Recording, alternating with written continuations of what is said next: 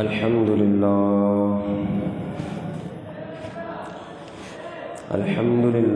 نحمده ونستعينه ونستغفره ونؤمن به ونتوكل عليه ونعوذ بالله من شرور أنفسنا ومن سيئات أعمالنا من يهده الله فلا مضل له ومن يضلله فلا هادي له ونشهد أن لا إله إلا الله وحده لا شريك له ونشهد أن سيدنا وحبيبنا ومولانا محمدا عبده ورسوله صلى الله تعالى عليه وسلم. أما بعد فأعوذ بالله من الشيطان الرجيم. بسم الله الرحمن الرحيم. شهر رمضان الذي أنزل فيه القرآن. صدق الله العظيم وصدق رسوله النبي الكريم الأمين.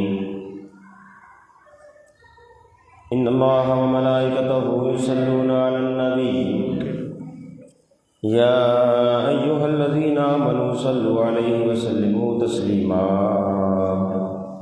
اللهم صل على سيدنا ومولانا محمد وأنزله المقعد المقرب عندك يوم القيامة. صلاة وسلام عليك يا رسول الله. اللہ جل جلالہ واتم برہانہ وعم نوالہ واعظم شانہ کی حمد و ثنا سرکار فخر کائنات قائد المرسلین خاتم النبیین احمد مصطفیٰ جناب محمد مصطفیٰ صلی اللہ تعالیٰ علیہ وسلم کی بارگاہ میں ہدیۃً تحفۃً محبتاً اخلاصاً درود السلام کا نذرانہ پیش کرنے کے بعد رب تعالیٰ کے فضل و کرم سے الحمدللہ ہماری زندگی کا یہ کارواں جاری ہے. اللہ تعالیٰ ہم سب کو برکتوں رحمت و عظمتوں سے مالا مال فرمائے. آج کے دن کی رحمت برکتیں میں نصیب فرمائے اور رمضان المبارک کی آمد ہے. رب تعالیٰ اس مہینے کی آمد سے قبل ہی ہم سب سے ہمیشہ کے لیے راضی ہو جائے. آج کا ہمارا موضوع استقبال رمضان کہ رمضان المبارک کا استقبال کس طرح کیا جائے. رب تعالیٰ مجھے حق و سچ کہنے کی توفیق عطا فرمائے. بعد ازاں ہم تو تمام کو صحیح طور پر سننے، یاد رکھنے، عمل کرنے اور دوسروں کو پہنچانے کی توفیق عطا فرمائے. رمضان المبارک جو انشاءاللہ العزیز 3 سے 4 روز کے بعد اس کی آمد ہے، یہ اس قدر رحمت و برکت و عظمتوں والا مہینہ ہے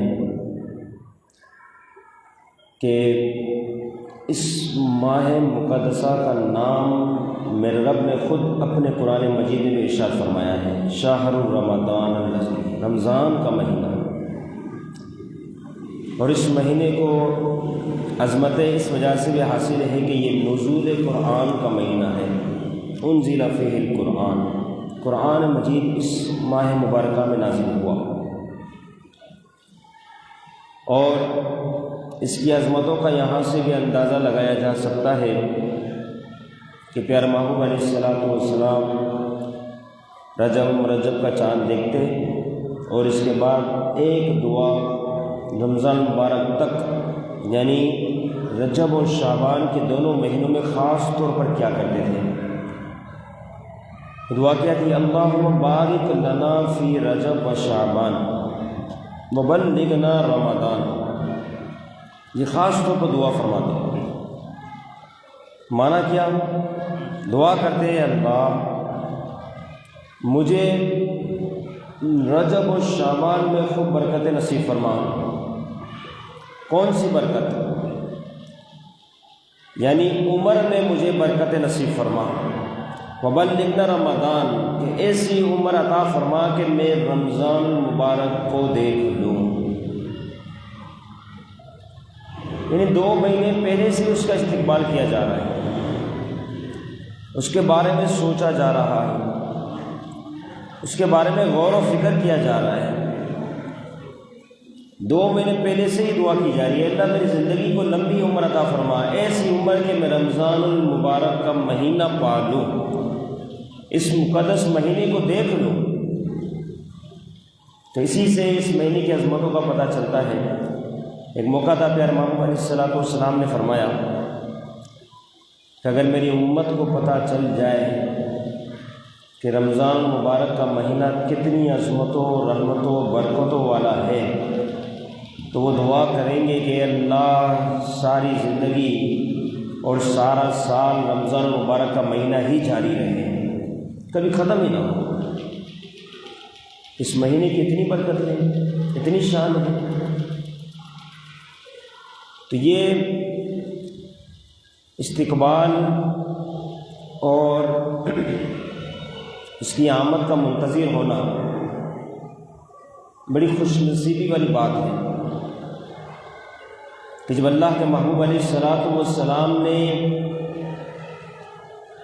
اپنے قول سے، اپنے فعل سے، اپنے عمل سے اس چیز کا اظہار کر کے بتایا ہے، تو مسلمان کو بھی چاہیے کہ جب رمضان مبارک کی آمد ہو تو وہ خوب خوشی و مسرت کا اظہار کرے کہ اب وہ رحمت و برکتوں کا مہینہ آنا چاہتا ہے، اور یہ حضور کی امت پر حضور کے صدقہ طفیلی کرم ہی کرم ہے کہ میرا رب ایسے مہینوں کو اور ان مقدس راتوں کو اس امت پر سے گزارتا ہے تاکہ امت رب تعالیٰ کی بارگاہ میں حاضر ہو جائے، توبہ استغفار کر لے، اللہ تعالیٰ اس سے ہمیشہ ہمیشہ کے لیے راضی ہو جائے۔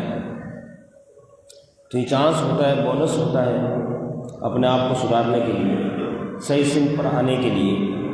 ایک حدیث میں تو یہاں تک آیا کہ جو شخص رمضان المبارک کے آنے کی خوشی مناتا ہے کہ اللہ تیرا مہمان مہینہ، مقدس مہینہ، رحمت و برکت والا مہینہ اب آنا چاہتا ہے، فرمائے جو اس کے آنے کی خوشی منائے، خوشی کا اظہار کرے، اللہ رب العزت ایسے جسم کو جہنم کی آگ سے محفوظ فرما دیتا ہے۔ وہ جسم جہنم کی آگ میں نہیں جائے گا جس نے رمضان المبارک کی آمد کی خوشی منائی ہے۔ اب ہماری خوشی کتنی ہونی چاہیے؟ آپ کے گھر میں مہمان کا سلسلہ ہو کہ فلاں تاریخ کو خاص مہمان آئے گا، ہماری کیا چاہت ہوگی؟ ہم اس کا استقبال کریں گے، ایئرپورٹ سے یا اسٹیشن سے یا بس کے اڈے پر اس کو لینے جائیں گے، اور اس کے آنے سے پہلے گھر کا حلیہ درست کریں گے، اور ان کے لیے طرح طرح کے کھانے مہمان نوازی کے طور پر تیار کیے جائیں گے۔ یہ ساری باتیں اس وجہ سے ہے کہ اس مہمان کا استقبال کیا جانا ہے۔ دنیاوی مہمان کے بارے میں ہمارا یہ خیال ہے اور ہونا بھی چاہیے کہ مہمان نوازی خود حضرت ابراہیم علیہ السلام کی خاص سنت مبارکہ ہے۔ تو آپ کے بارے میں آتا ہے آپ تو مہمان کے بغیر کھانا ہی نہیں کھاتے جب تک کوئی مہمان نہ آ جائے، لیکن جہاں پر ہم نے مہمان کا اس قدر استقبال کیا تو وہ مہمان آیا، ہم نے اس کو خوش کیا، پھر وہ رخصت ہو گیا۔ تو یہ تو دنیاوی اعتبار سے مہمان کا سلسلہ ہے، لیکن جو رب تعالیٰ کی طرف سے جو مہینہ آ رہا ہے وہ مہمان بن کر آ رہا ہے، تو اس کی ہمیں کتنی تعظیم کرنی چاہیے۔ ہمارا استقبال اس مہینے کے اعتبار سے کیسا ہونا چاہیے؟ ہماری اپنی چاہت کیسی ہونی چاہیے کہ یہ مہینہ ہم پر بعد میں طلوع ہو، لیکن ہم پہلے ہی سے رب کی بارگاہ میں استغفار پیش کرتے ہیں کہ اللہ اب تیرا مہینہ مقدس مہینہ وہ آنے والا ہے، اس سے پہلے ہی ہمارے گناہوں کو معاف فرما دیں۔ یہ ہماری چاہت، ہماری توجہ ہونی چاہیے تاکہ آنے والے مہینے کا صحیح طور پر استقبال ہو سکے، جس طرح مہمان کا استقبال کیا جا رہا تھا اسی طریقے سے اس کے آنے سے پہلے ہماری سوچ، ہمارا ذہن یہ بن جائے کہ اللہ اب آئندہ کوئی نماز بغیر جماعت کے نہ ہو، اب ہوگی تو تمام نمازیں جماعت کے ساتھ ہی ہوگی، یہ ہمارا ذہن بن جائے۔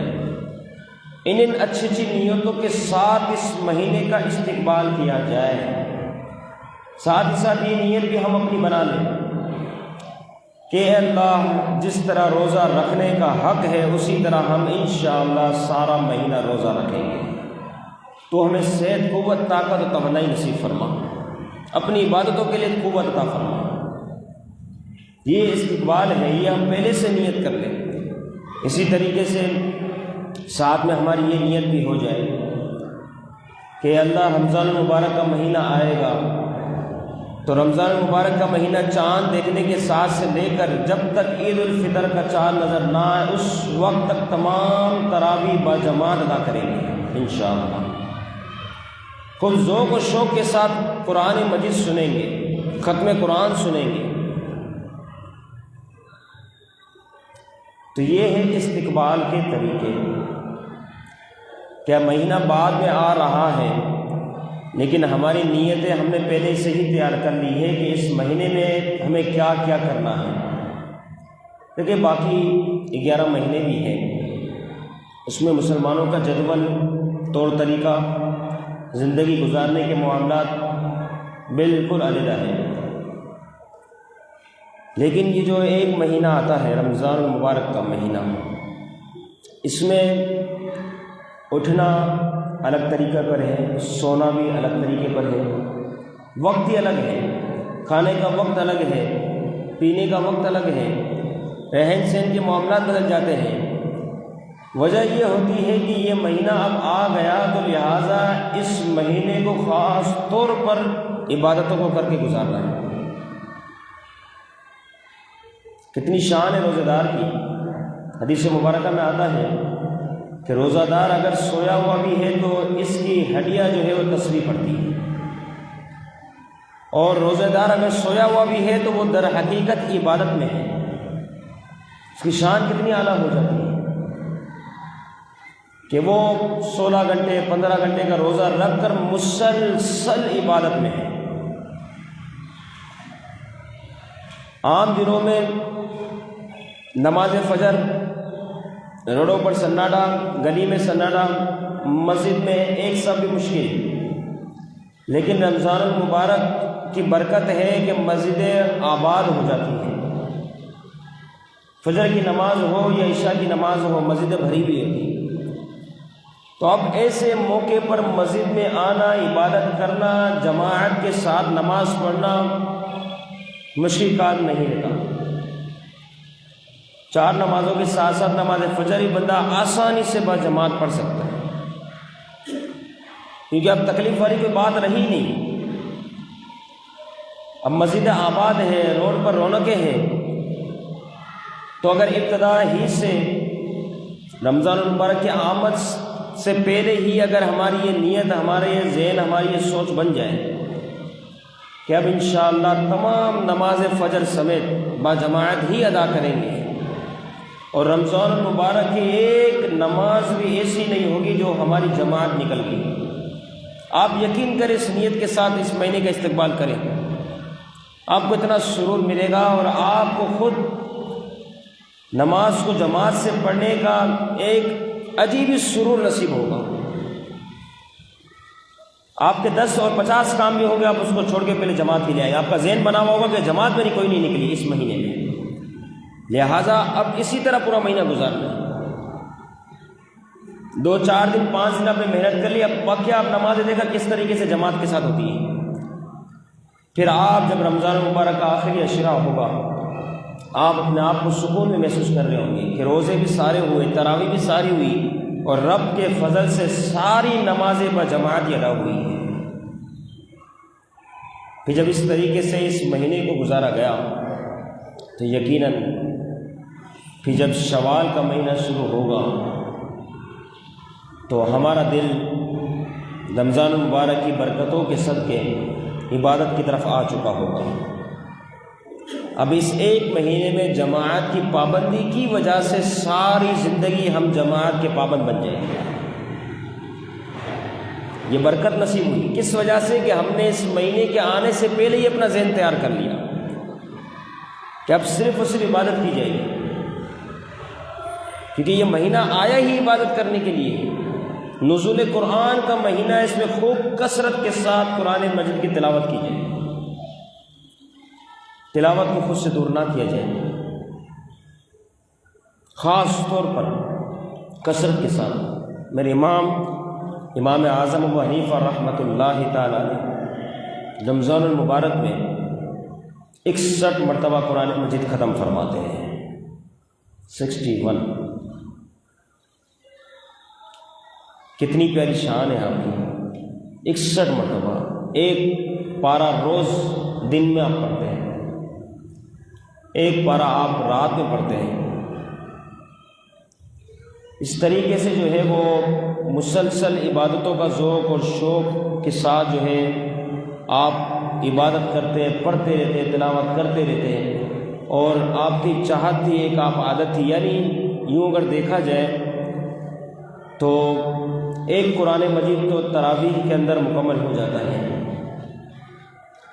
اور بقیہ آپ کا طریقہ یہ تھا کہ رمضان المبارک کے دن میں آپ 30 قرآن مجید ختم فرماتے ہیں، اور رمضان المبارک کی رات میں آپ 30 قرآن مجید ختم فرماتے ہیں۔ اسی طریقے سے ایک قرآن میں تراویح میں ختم ہوتا، تو اس طریقے سے آپ کے جو ہے 61 قرآن مجید مکمل ہو جاتے ہیں۔ لیکن آج کا پڑھنے والا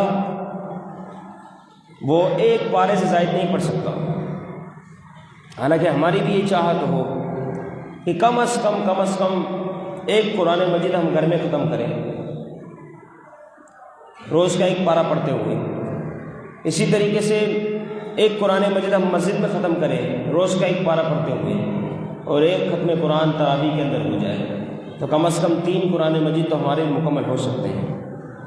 لیکن یہ کس صورت میں ہوگا؟ جب ہماری طرف سے یہ چاہت ہوگی، ہماری طرف سے یہ تمنا ہوگی کہ ہمیں یہ کام کرنا ہے، تو یہ ہو سکتا ہے۔ لیکن جہاں پر شعبان المعظم کا مہینہ شروع ہوا، وقتاً فوقتاً دیکھتے ہی دیکھتے آپ دیکھیں آخری ایام شروع ہو گئے، اس سے بھی زیادہ کئی گنا تیز رمضان المبارک کا مہینہ ہوگا جو آئے گا۔ آپ سنیں گے پہلا عشرہ ختم ہونے والا ہے، پھر آپ سنیں گے دوسرا عشرہ ختم ہونے والا ہے، پھر آپ سنیں گے تیسرا عشرہ ختم ہونے والا ہے، اور طاعت راتیں بھی اختتام کو ہے، اور پھر عید الفطر کا اعلان ہے۔ اتنی تیزی سے مہینہ گزرے گا، لیکن جس نے اس مہینے کا صحیح طور پر استقبال کیا، اپنے آپ کو پہلے سے تیار کیا، اور پہلے ہی سے ذہن بنا لیا کہ مجھے اس مہینے میں اس طرز پر عبادت کرنی ہے، چند باتیں آپ کو بتائی بھی گئی، تو آپ دیکھیں گے کہ بڑا عبادتوں کے ساتھ، خوشی کے ساتھ، رب کی رضا کے ساتھ یہ مہینہ گزرے گا، ورنہ تو بہت تیزی سے گزر جائے گا، بہت تیزی سے۔ لہذا ہمیں اپنے بارے میں اس حوالے سے غور و فکر کرنا ہے، کثرت کے ساتھ قرآن مجید کی تلاوت کرنی ہے۔ سحری کر کے آپ فارغ ہوئے، نماز فجر کے لیے حاضر ہوئے، اس کے بعد موقع ہے پڑھ دے قرآن شریف۔ یہ بار بار موقع نہیں ملتے۔ کون آپ ایسا ہے کہ وہ روزانہ فجر کے بعد تلاوت کرتا ہو؟ سستی ہو جاتی ہے۔ لیکن رمضان المبارک کے مہینے میں تو ذوق و شوق ہوتا ہے کہ بندہ آسانی سے تلاوتیں کر سکتا ہے، گھر میں بھی تلاوت کرے، تاکہ ان کو بھی یہ چیز سیکھنا نصیب ہو۔ بچوں کے سامنے تلاوت کی جاتی ہے، بچہ بھی قرآن مجید پڑھتا ہے، گھر کی خواتین بھی پڑھتی ہیں، تو اس کے لیے کیا ہوگا؟ ہم خود بدلیں گے تو ہوگا۔ اگر ہم نہ بدلیں، پہلے کی روش پر رہیں، تو یہ مہینہ بھی آسانی سے گزر جائے گا۔ لہذا یہ ساری باتیں ابتداءً ہیں کہ ہمیں ان نیتوں کے ساتھ اس مہینے کو گزارنا ہے۔ اولاد ہیں، ان سے پوچھیں کتنے پارے پڑھے، کتنی تلاوت کی۔ یہ باپ کی ذمہ داری ہے زوجہ ہے ان سے پوچھا جائے، گھر والوں سے جو آپ کے ماتحت ہیں ان سے سوال کیا جائے کتنے پارے تلاوت کیے، تاکہ آپ اگر پڑھ رہے ہیں تو گھر والے بھی پڑھیں۔ اور گھر والے بچے جو ہوتے ہیں ان چیزوں کو فوراً کیچ کرتے ہیں۔ ایک شخص کے بارے میں آیا، بزرگ ہے اب وہ پہلے کا دور تھا کہ اس قسم کے معاملات ہوتے تھے۔ وہ اپنی لڑکی کو لے کر شکار کی غرض سے سمندر کے کنارے پر موجود ہے، مچھلی پکڑتا ہے، اپنی بچی کو دیتا ہے، بچی اس مچھلی کو لیتی ہے، ٹوکری میں ڈالتی ہے۔ کچھ دیر کے بعد وہ بزرگ اس ٹوکری کی طرف دیکھتے ہیں تو کیا دیکھتے ہیں، اس ٹوکری میں ایک مچھلی نہیں ہے۔ بڑے پریشان ہو گئے، یہ کیا ہوا؟ بچی سے پوچھتے ہیں بیٹا کہاں گئی مچھلیاں؟ اتنی ساری تھی، ایک بھی نہیں، کہاں گئی؟ تو بچی جو ہے وہ کہنے لگی ابا آپ نے ایک حدیث سنائی تھی مجھے کہ وہ مچھلی اس جال میں پھنستی ہے نا، ما سبق شبکۃ ما وقع سبق سمک فی شبکۃ۔ فرمایا کہ حدیث مبارکہ میں ہے کہ جو مچھلی اللہ کے ذکر سے غافل ہو جاتی ہے وہ در حقیقت شکار ہو جاتی ہے، جال میں پھنس جاتی ہے، جو اللہ کے ذکر سے غافل ہوتی ہے۔ تو میں نے یہ سوچا کہ یہ جو مچھلی آپ پکڑ کے میرے پاس جمع کروا رہے ہیں، ٹوکری میں ڈال رہی ہوں، تو یہ مچھلی تو وہ ہے جو اللہ کے ذکر سے غافل ہوگی۔ تو مجھے خوف ہوا کہ کہیں ایسا نہ ہو کہ یہ غافل ہونے والی مچھلی میں کھا لوں، آپ کھا لیں، ہم سب اہل کھانا کھا لیں، تو کہیں ہم بھی اللہ کے ذکر سے غافل نہ ہو جائیں۔ اس وجہ سے میں نے ان مچھلیوں کو چھوڑ دیا پانی میں۔ اب دیکھو کیسا زمانہ تھا، باپ اپنے بچوں کو حدیثیں سنا رہے ہیں۔ آج کے دور میں باپ اپنے بچے سے یہ نہیں پوچھتا بچہ نمازیں پڑھی، قرآن کی تلاوت کی، یہ نہیں پوچھتا، کام کاج میں اتنا مصروف۔ اب دیکھو یہاں اس بچے نے کیسے باپ کی بات کو سنا، عمل کر کے بتایا۔ تو اس طریقے سے بچوں کو جب تلقین کی جائے بچہ سمجھتا ہے، سنتا ہے، پوچھا جائے پابندی کے ساتھ۔ رمضان مبارک کے مہینے میں خاص طور پر قرآن مجید کی کتنی تلاوت کی، تراویح کہاں پڑھی، نمازیں کہاں پڑھی، نماز فجر میں آپ آ رہے ہیں اپنے بچوں کو ساتھ لے کر آئے، چلو نماز پڑھنے، یہ نہ ہو سحری کر کے سو گیا، فرض نماز ہے اس کو چھوڑ دیا، جماعت کے ساتھ نماز پڑھنا واجب ہے اس کو چھوڑ دیا۔ اسی طریقے سے ابتدا سے انتہا تک اپنا ذہن تیار رکھیں کہ ساری تراویح جماعت کے ساتھ مسجد میں ادا کرنی ہے انشاءاللہ۔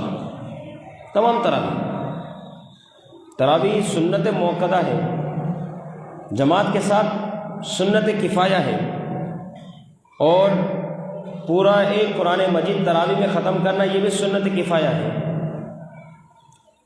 تو اس کو نہ چھوڑیں۔ ایک حدیث میں یہاں تک ہے جو شخص رمضان المبارک کی رات قیام کرتا ہے فقط اللہ کی رضا کے لیے، اللہ رب العزت اس قیام کے صدقے اس کے تمام پچھلے گناہوں کو معاف فرما دیتا ہے۔ تراویح اسی حدیث کی بنیاد پر پڑھی جاتی ہے کہ تراویح میں قیام ہوتا ہے، قرآن مجید کی تلاوت ہوتی ہے، تو اس حدیث کی بنیاد پر رمضان المبارک کی ہر رات یہ تلاوت جاری ہے جب تک عید الفطر کا چاند نظر نہ آئے۔ تو گویا کہ ایسا شخص روز قیام کی حالت میں رب کی رحمت کو پکار رہا ہے۔ تیرے محبوب کا فرمان ہے کہ قیام جو کرے گا رمضان المبارک کی راتوں میں تو اس کے تمام سابقہ گناہوں کو معاف فرما دے گا۔ اے اللہ ہم نے قیام بھی کیا، جماعت بھی ہوئی، اس میں تلاوت بھی ہوئی، اے اللہ اس کے صدقے سے ہمارے تمام گناہوں کو معاف فرما۔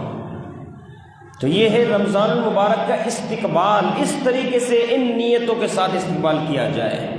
آخر میں عرض کرتا چلو موبائل سے اپنے آپ کو محفوظ رکھیں، یہ اتنی بڑی خطرناک شے ہے، سیکھنے کا کم ہے، تباہ بربادی کے راستے بہت زیادہ ہیں۔ اس کو اگر چھوٹا شیطان کہا جائے تو بھی غلط نہ ہوگا، اس نے معاشرے کو اس قدر بگاڑ دیا۔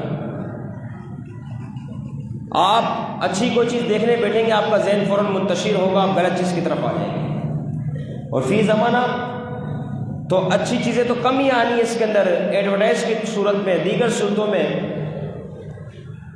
بے شمار خرافات، غیر محرم اور بوش ساری برائی والے کام کا، دیگر روزے کی حالت میں، رمضان المبارک کا مقدس مہینہ بندہ اگر اس موبائل کے چکر میں پڑ گیا ساری نیکیاں اس کی تباہ، یہ آنکھوں کا زنا ہو رہا ہے، اسے جس کا خوف ہی نہیں۔